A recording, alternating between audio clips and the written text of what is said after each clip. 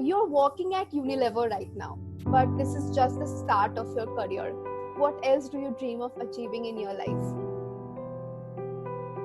Well, there's a lot that I dream of achieving per se, Okay, but on a short-term outlook, I think right, I've just joined this organization. It offers a really good opportunity for you to grow over here because the right, kind of program that it is. yeah, So it provides a really good platform, to develop some really good managerial skills and to be in one of the key driving teams at a very young age. right, So, on a short-term outlook, I think I'm focusing on taking the best out of this opportunity that I've got to work here for. And in a longer run, I see myself as somebody who, wants to lead a big multinational organization. That is what I would say my ultimate aspiration is to be. So, I think it's a good start to that journey. right. And yeah, let's see what happens later.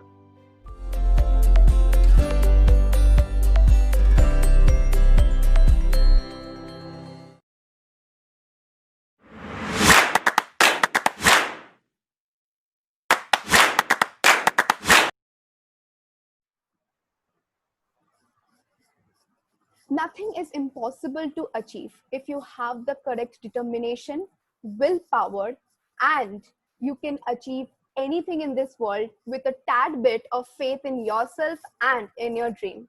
So, hi guys, welcome to Vartala from Intellify, the show that brings you real life experiences and advices from eminent personalities. I am Akanksha, your host for the day, and today we are joined by a person with an All India rank 1 in the CA examination in 2019. Though he was born and brought up in the small town of Ayodhya, his dreams were big, like, like every one of us present here. His eyes always beams with enthusiasm and his heart always overflows with passion. The conviction to contribute to the welfare of the society, a role model for CA aspirants. We welcome Mr. Suryash Agarwal, a stakeholder at Unilever. So it's an honor and pleasure to have you with us today. How are you doing? Thank you, Akansha. Thank you. I'm good. It's an honor to be a part of this team. Thank you. Great, sir. So, sir, can you tell us how is this pandemic treating you? What are you doing these days? So, yeah, it is a tough stage of our Yes, life for sir. all of us, Yes, but I sir. think it's very important to keep ourselves focused. So, I'm Yeah, just focusing as much as I can on my work. And to be very frank, work from home is not easy. It's a lot more true. time consuming, and Absolutely. you hardly get any time for yourself after all of this. So, I think I'm glad that I have so much work to do that I don't have to bother about this pandemic so much. Right, sir. So you had bagged the All India rank 1 in the CA examination in 2019, like I already said. So how did it feel to have all your efforts lead to a fruitful result? What was your reaction? So yeah, definitely. I mean, the first reaction was happiness and of Right, shock because, to be very honest, like once you appear for a CN examination, so there's no certainty as to right, how good are you going to score or what the result is going to be. So even though the examinations went well, but when I came to know that I got the first rank, it was a very shocking experience at once. right, sir. But when I think about it, then it's a very relaxing and a very relieving experience because Right, sir. you have put in so much of hard work over the last few months, and True. for the last 5 or 6 months, right before the examination, we kind of sacrifice everything, all of our personal lives, all of our social lives, in order to just stick up to our books and study. And when you get a good result for all of that effort, definitely makes you feel very, very happy and very, very proud. Absolutely. Absolutely, sir. True. In fact, I believe in the same thing. When you put so much of effort, and in fact, certain times when you put so much of effort, your result does not come as expected. But when it does come as expected, sometimes more than you expect, it is Yeah, absolutely, it's a great experience. It's an absolutely amazing feeling. Right. So you come exactly. Yeah. Okay, so you come from the small town of Ayodhya. Can you tell us about your childhood? Were you always an academic prodigy? So I won't say that I was an academic prodigy, but yeah, Right, I was always interested in studies. I was always good in studies. right, And more importantly, that I think growing up in a small town, there was something which really helped me, and that was the fact that because there were not very much people available over there, So we were the ones who were active in all the kind of activities back in school. So be Right. it a sports activity or be it some music activity, be it any Yeah. sort of an activity, we had a very Right. limited bunch of people to Mhm. participate.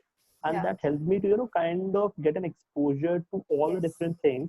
And I developed a lot of interest into various fields, not just studies. Because what happens True. in a lot of big schools that I keep noticing in the cities is that right from the very young age, people are put into some kind of a specialization. So Right. a major part of the life is spent over there. But I think it's Right. very important that in early age, you're Yeah. given as much as a widespread exposure that you can. So Mhm. that was something which really helped me growing from a small town. And Right. yeah, I mean, I was always good in studies. I used to come around second or third in the class. So that was Wow. going good till that point of time. Yeah. Right. So, in fact, I am also from a small town, and the things that you said, that we are exposed to a lot of things. We indulge in a lot of extracurricular activities as well, along with our studies, and that really helps us to, sometimes.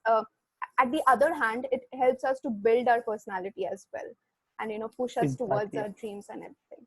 All right. So, can you please tell us that how was your transition from the town of Ayodhya to Delhi? And what suggestions and tips would you give to the students who are moving out of their cities to go to colleges and jobs? Yeah. So I think that was one of the most difficult phases of my Right. life, moving from a small town to a bigger city. Because when I switched, when I moved to college, then I was already I changed my school when I was in 11th standard, and I went to the Okay. Delhi Public School in Noida. Right. Okay. So when I went to college, I did not find a lot of difference because I was already studying in Noida and then joined my college in Delhi. That was Okay. good. Yeah. Similarly, when I started my first job, then I started working over home, but that was Right. right after I did my college from Delhi. So that was also not Okay. much of a challenge. But the biggest challenge was moving from Ayodhya to a school in Noida back in class 11th. And Yeah. I think that is something which a lot of us must have faced in our lives whenever we Yeah. move away from a small cities. And the one thing that I realized right, like when I grew up a little later in my life, is that if there's one thing that you should remember at such point of time is that to have confidence in yourself, because the True. only problem that we have as somebody who grew up in a small town is that we are in a constant sense of fear that the Right. people in the bigger cities are better than us. And that was True. there with me, that was there with everybody that I know of. And Right. it's usually about that fear that once we overcome that, there's no stopping us, because we have, as I mentioned earlier, because we have been exposed to a lot of things. We have Yeah. got a good widespread exposure. We have a personality that we can stand out True. in a bigger crowd. But it's that Yeah. fear that the people in the city must be better than us, that we need to get rid of. So my Right. simple piece of advice to everybody would be that whenever you're moving out, just believe that you are not inferior to anybody in any particular sense. And if you play by your strengths, you'll certainly come up as better than most of the Yeah. population out there. So that Yeah. is one fear which you have to overcome. Apart Right. from that, it's a really easy thing to adjust, because there are good people and bad people everywhere, to be very honest. So just True. focus on the positive people and Yeah. start being friends with them, and slowly and gradually Yeah. you'll see that a wider audience accepts you the way you are. So that Right. won't be much of a challenge then. Right. I feel that maybe growing up in a small town from your childhood, you're quite accustomed with the kind of people you hang out with or you sit with, and then the sudden transition from that place to a much larger place, I think that fear instills inside us, and that sits inside us. Okay, then what am I going to do if someone superior Yeah, than me comes to us? So I think that exactly. fear keeps playing inside our head. All right, anyway, moving on. So chartered accountancy is a field that may not be as conventional as engineering or medicine for many students who are still in school. Yet it does have a large number of students following. So since you have backed such a high rank in CA exams, what are your tips for progressing in the exams and in the career? Okay, so it's very important to be very clear about what you want to do, because Right, chartered accountancy, you must be aware, it's a correspondence course in a major part. right, So there's no access to a college, there's no access to a lot of students around you. So it's right, more of you preparing yourself and moving right, towards the destination. right, And that I think is one of the biggest challenge that as a chartered accountant aspirant anybody could ever face, because it's just you. And there's very little support that you would see from the other end.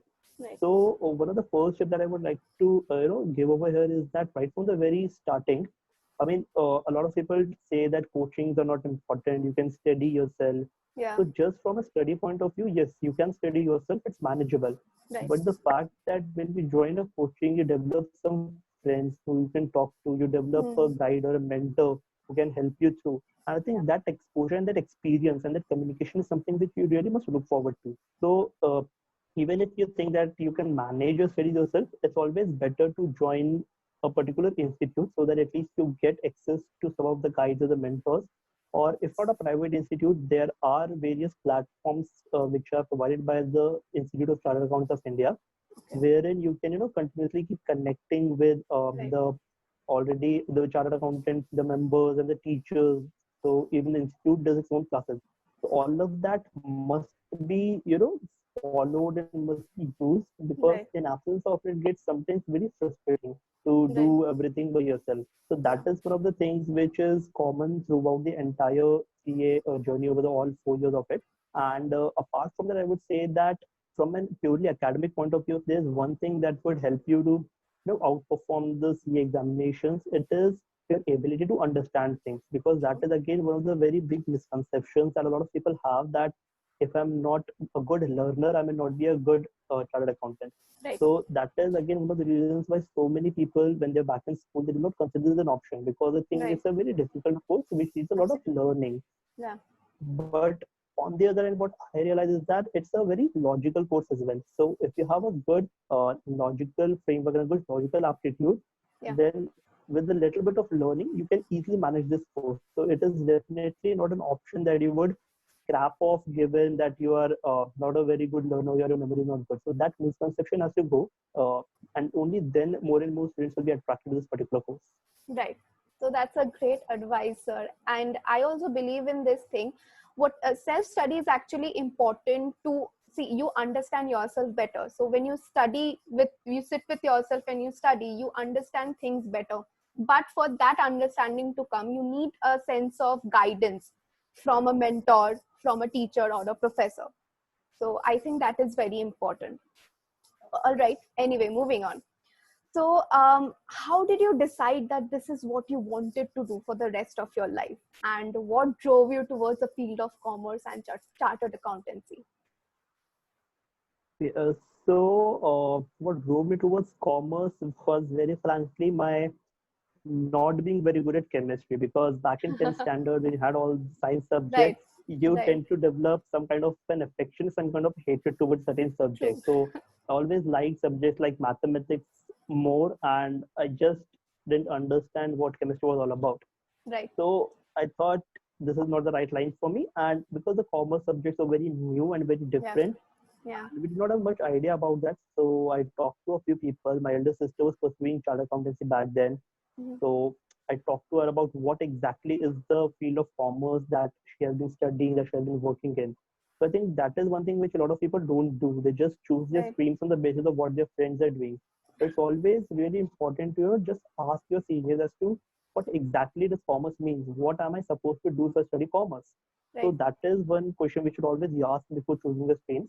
yeah, And once I chose commerce in the 11th and 12th back in school, then something which drove me towards CA was again, uh, I think it is one of a very standardized course, which is right, often looked after by the students once they are in school in 11 and 12 standard, because most of the friends will be talking about this course in particular.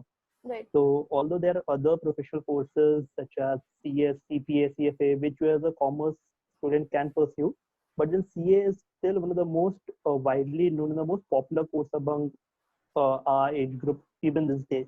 right, So I think that was something which brought me to this course. And once I started appearing for the very first level of examination, so it was at that point that it struck to me, okay, that this is the right thing for me, and I am understanding whatever I'm reading. I am, kind of enjoying it. right, This is where I should stick with.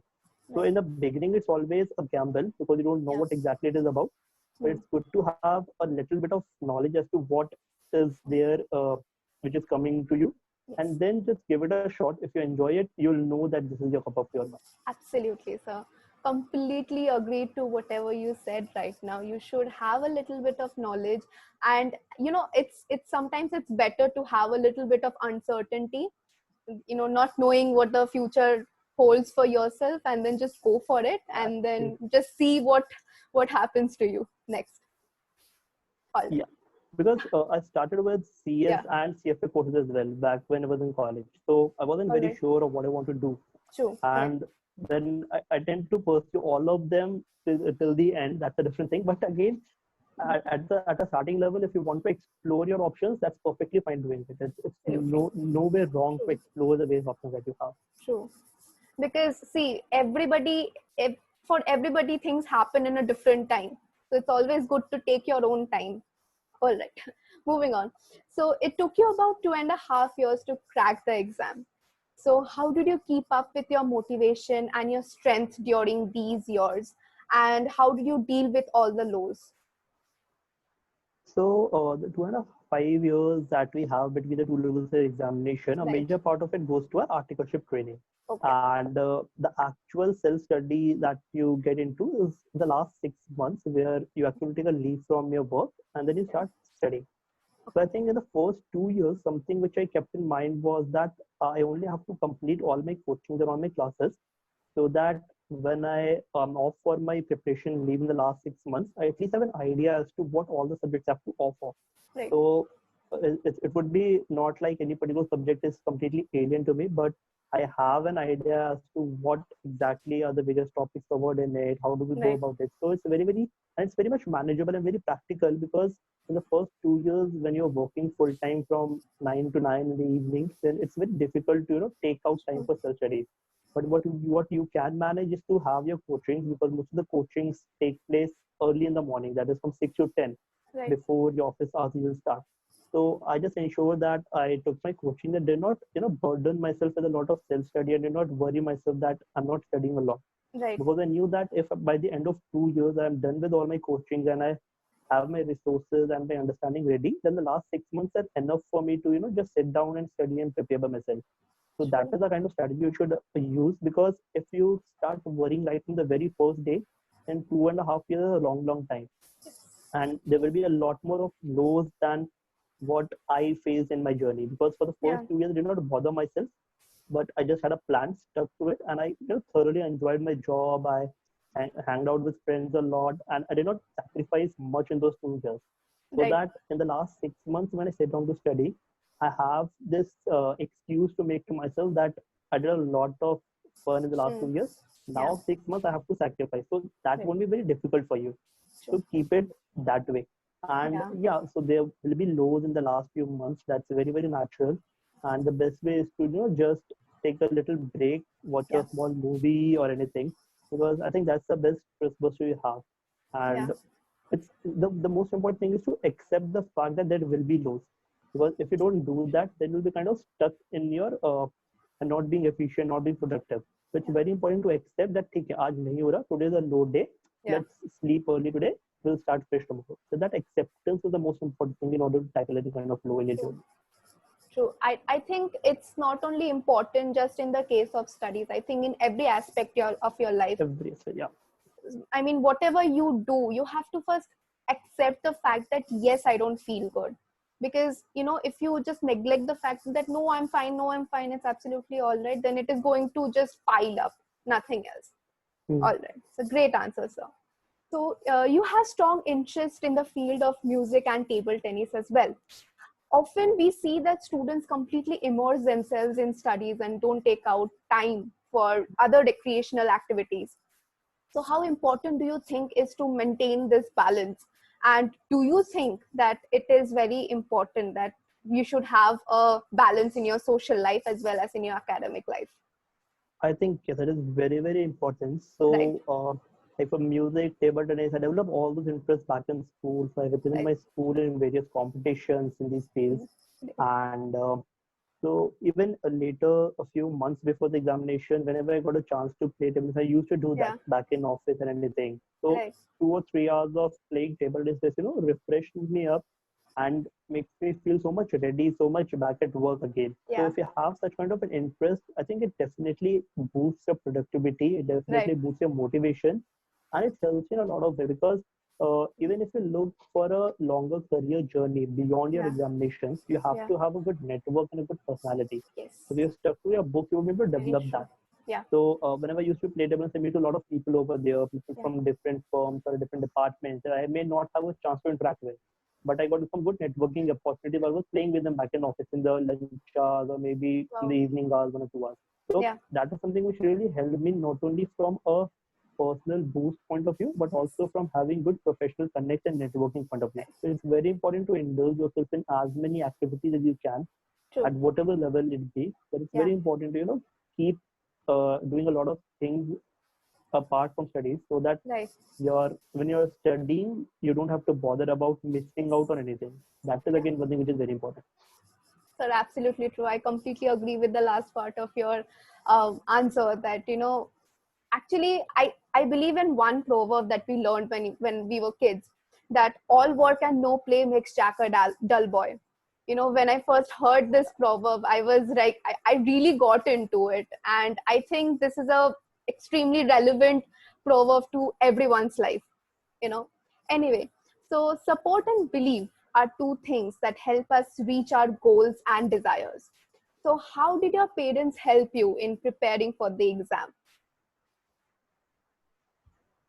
Yes, so the support and belief of the parents, that is always a very very crucial part for Right. anybody's success for that. Right.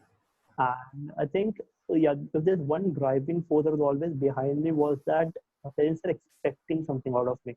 Yeah. So, and that kind of a support, that Yes. because nobody ever pressurizes you, it's Yeah. just that, uh, like my parents always used to tell me that, ठीक है, कोई pressure नहीं है, but just you have to do it, just be at ease. So Yeah. even though nobody would say it that way, they're always behind your back. Yes. But then there are expectations that friends and relatives have from us. So it's very True. important to be uh, to acknowledge the kind of sacrifices that they make for you, and a sense of belief that they have with you on you. It's very important to have that self confidence as well, because your parents definitely have a lot of confidence in your abilities, but Right. unless and until you have that self confidence, you won't be able to do so. True. So absolutely. I want to share something. It's quite personal. Even my parents are the same. I mean, when I have exams, all they say is that, just keep it aside. You're studying for a long time. Let's go and watch a movie. So, you need to have that kind of support and belief from your parents to increase your self confidence and also your self belief. That is very important Exactly. Yeah. to have that kind of support, especially from your parents, because they're the closest to you.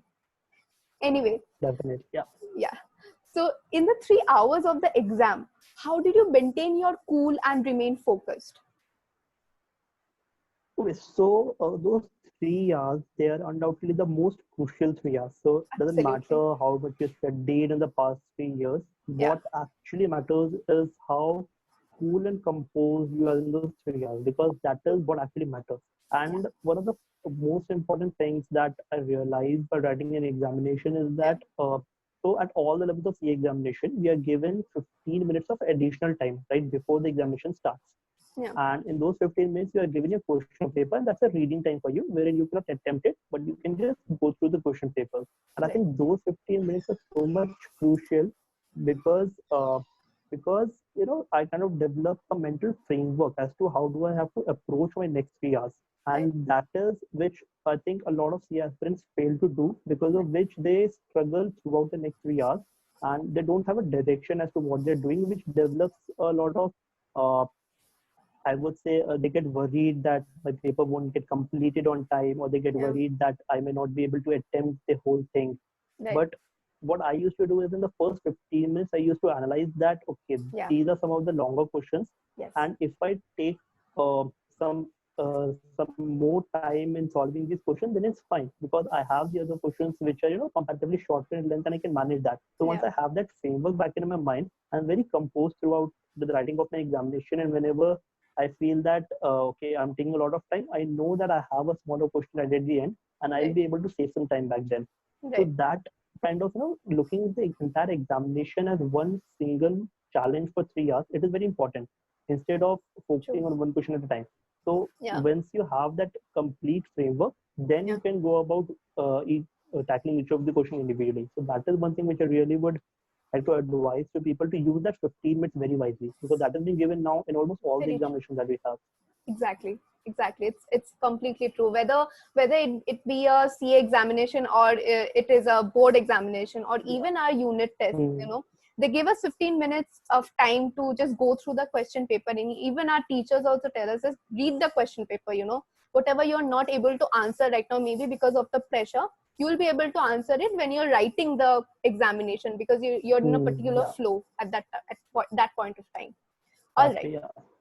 So, can you please tell us a little more about your preparation, your entire experience of the preparation? How many hours you devoted in a day, and did you have any timetable, or did you have any coaching classes? And how did you rectify all your doubts and resolve all your ambiguities? Okay. Like I mentioned, that in the last 2.5 years of CA Right, final preparation, the first 2 years I kept for the coaching purposes, and the last 6 months were of self-study. right, And I think that is a very fair balance to have, because yeah, 6 months of self-study is something which you actually need in order to crack the CA examinations well. right, Now, the kind of resources that I use for each of these examinations, for each of the subjects, I basically refer to the institute issued study material, because that is something which is the very basis of the entire framework. right, And in addition to that, you should always refer to the study material which is provided by a coaching institute, because the right, teachers teach you from that particular resource. hmm, So it's always good to refer to that as well. right, So a combination of both these resources is something which you have to use in all the subjects. Then the next very important thing is to just stick to your resources once you have right, decided them, because one very common mistake which a lot of people do is that they keep on switching their books, or they keep on switching their material right before the examination. So right, let us say if I'm preparing from a particular author, or if I took a coaching from a particular teacher, let us say teacher X, and then one of my friends just told me that he's not good. I heard the guys from his coaching are not scoring well. So मैं तो why teacher से ले रहा हूँ, use his material. And 2 months before the examination, will keep on switching the material between them. So that is one of the biggest mistake that a lot of people do, and you should never ever do it. Decide your resources well in advance, and once you have them, just believe on the teacher, believe on the author that you're studying from, yeah, and just stick to it. That is one thing which is very important. all right, Second thing, which what I did was that I made a good timetable for last 5 months. So I right, had a day-to-day list, and I mentioned the subject that I have to study on each of those days. So I right, planned my entire next 5 months in a way wherein I will be able to cover the entire all the subjects, let us say 3 times or 4 times, depending on whatever your needs are. So if you right, have that entire timetable with you available, then even if you are taking 1 or 2 days extra in a particular subject, then again that you have kept some buffer days in your yeah, timetable, so maybe you will yeah, use them. So it's very important to have that timetable on a daily right, basis. And then every day, whenever you start studying in the morning, it's very important to have a plan for the day as well.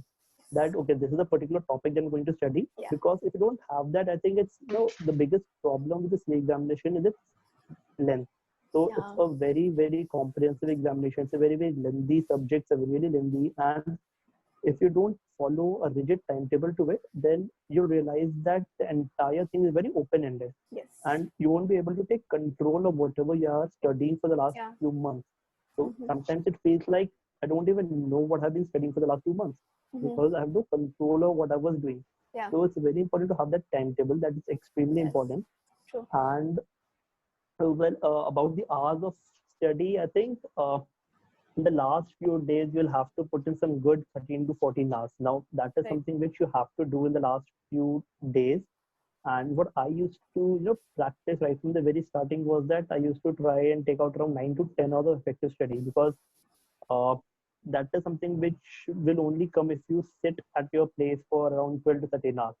okay, And one of the very important things here is that if I know that my examinations are scheduled from 2 to 5 p.m., right, then I'll try that every day for the last 5 months and studying during those hours, because there is a body clock wow, that we all adapt yes, to. So a yeah, lot of people, what they do is that right after their lunch, they tend to take a small nap and they study yeah, late at night. So mm, even though that's a completely fine practice, but then what you're doing is that you are accustoming your mind Yeah. to be a little lazy right after lunch, which you cannot Right. afford to on the day of the examination. Absolutely. But what I used to do was I used to pick up some last year question papers, some mock test papers in those 3 hours, and used to challenge myself, Right. something that I don't know at all, which just kind of your body clock definitely adapts to it. And Absolutely. during those 3 hours, then you tend to function to the best of your ability. It's Yeah. just some of the small things you should keep in mind while preparing. Apart from that, coachings and all, it is very much subjective as to what coaching you can or you may not take. Right. Right. But I would say it's always better to use individual teachers for each of the subjects, because there Yeah. are institutions which offer all the subjects at one go, but then Yeah. there's some sort of a difference in the quality of education that you get from each of the teachers. So I went to different institutions or for individual subjects, and that really helped me in a big manner. Yeah. True.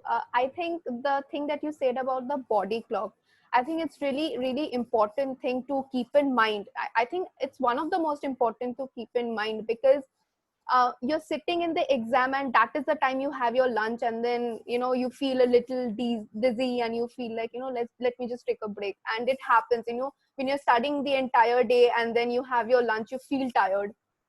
It is a very obvious thing, but your strategy was really good, and I'm sure it will be helpful to every student who is watching this right now.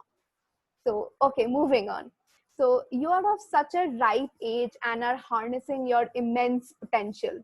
Graduating from SRCC, which is one of the most renowned colleges in India, how has your journey been into the corporate life? I mean, into the corporate world. So yeah, I mean, when I started my professional journey, so that Right. begins with years of articleship at Mm-hmm. ENY Gurgaon. Okay. And one thing that I realized in those 3 years was that if there's something which will really help you to do well at your job, is your aptitude or your attitude to have a Right. learning and enthusiasm kind of an attitude. Because Right. when you are out for job, no matter how well qualified you are, how well Yeah. read you are, Yeah. but the practical world is very different from what we read in a book. That is a fact. And in order to be able to rightly apply whatever you have studied back in college or any of the examinations, you have to have that learning aptitude when you're trying to apply each of those things practically. So that is Yeah. one thing. And apart from that, the second thing which I realized is that in order to do well in your professional setup, you have to have a good knowledge of the wider economic framework also. Because we as especially as CS students, what we do is that we are so much stuck into our subjects that we don't have an idea of what all is going around in the world, and we don't have a view on all of that. Yeah. But in a practical scenario, when you're off your job, then any small or big thing that is happening around the world may have an effect on your business, may have an effect Sure. on the way your organization functions. It's very important to be very much updated with whatever is going on around, and Yes. have a view as to how is that particular thing affecting you as an individual or your organization as a whole. So that reading habit is something which I realized that it's of utmost importance to survive in the professional world. Yeah. And apart from that, I think, yeah, if you're moving into a good organization, you'll find people who will understand that it's your Mm. first job or that you're new to the organization. So Right. it's perfectly okay to be uh, very blank at first, but it's Yeah. always important to keep asking to people for Yes. help, because people will be able to help you, but only Mm. after once you initiate it. True. So to take initiative and asking for help is again one of the things which will really help you in your business Yeah. career. Yeah. Absolutely, sir. Very, very great answer. Actually, I think you should not just stay updated in just your field of expertise. I think you should know about everything that is happening around the world, whether in the field of media, whether in the field of IT or AI, whatever. You should be updated that what is happening, what is changing, and what is new. You know. So, all right. So you're working at Unilever right now, but this is just the start of your career. What else do you dream of achieving in your life? So there's a lot that I dream of achieving per se, Okay. but on a short-term outlook, I think Right. I've just joined this organization. It offers a really good opportunity for you to grow over here, Right. because the kind of program that it is, Yeah. so it provides a really good platform to develop some really good managerial skills, and to be in one of the key driving teams at a very young age. Right. So on a short-term outlook, I think I'm focusing on taking the best out of this opportunity that I've got to work here for. Okay. And in a longer run, I see myself as somebody who, wants to lead a big multinational organization. That is what I would say my ultimate aspiration is to be. So I think it's a good start to that journey. Right. And yeah, let's see what happens later. That's a great dream, sir. We all hope that your dream comes true one day. Thank So, you. so sir, at the end, we always ask our guests to deliver a short piece of message or a piece of advice to all our viewers, all our enthusiastic viewers watching this right now. So, if you could do the honors. So I think I would like to share one very small principle that I've always followed in the last few years, and Right. that's the principle of three P's. So that is Okay. patience, Right. persistence, and perspiration. Right. And I think that this is all that you need in order to be, uh, in order to do good in whatever you're trying to do, because Right. hard work it has to be there. You have to be patient because like apna time aega, and persistence because there are times when things won't be good, but it's most crucial to just keep going during those phases. If you can just stick to this three principle, I think there's nothing that is too difficult to achieve. True. So that's a great piece of advice that you gave us. So, sir, it was an honor to have you with us today because you have shared so much, and actually you have shared your entire journey. You took us to your entire journey of your preparation and of cracking the CA examination to working in such a great organization right now. And we have learned, especially I have learned a lot of things from you, the strategies that you need, not just in cracking any examination, in moving forward in your life, in going, in moving to that path to achieve your success, or how you define success, however. So sir, this was an amazing session with you today. Thank you so much for gracing your presence in our platform. It was a pleasure and an honor to have you. Thank you. Thank you. Thanks a lot. All right. So that's it for today, guys. Thank you so much for watching this video. This is Akanksha, your host with Mr. Suryan Sugarwal, signing off. Bye.